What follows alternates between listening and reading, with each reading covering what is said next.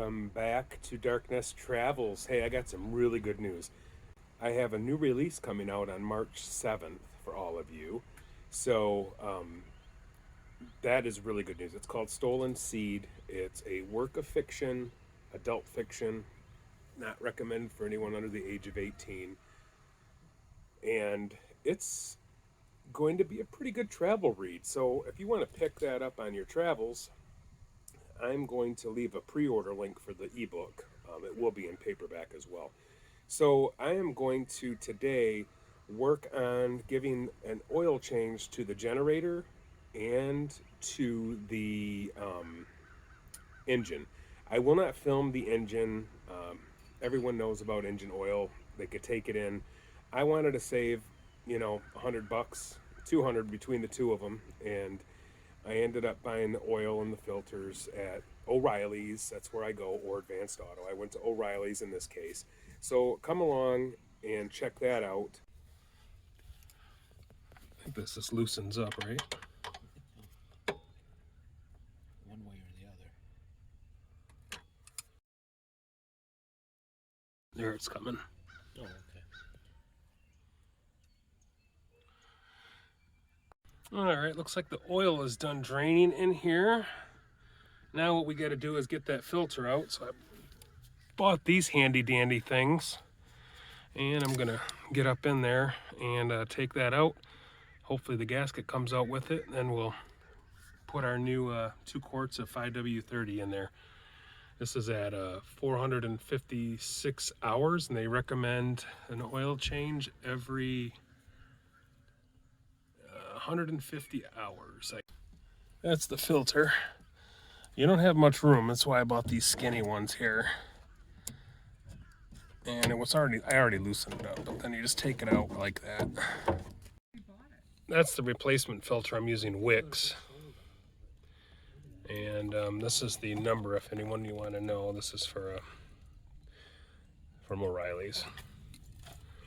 And there's the new one. The old one's here. You can see how dirty that oil is, so I don't think the previous owner changed it when it was recommended, so at least we know it's good.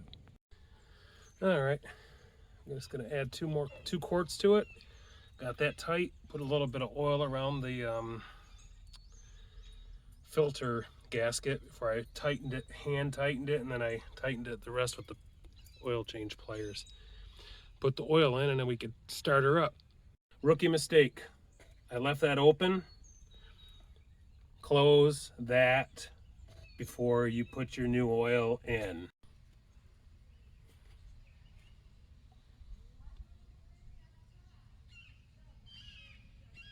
Okay, we got the oil in, it's full, filter's tight and snug. What we're gonna do is run it and plug the motorhome first so we could run the Jenny, and we'll see if there's any leaks. So let me start this thing up.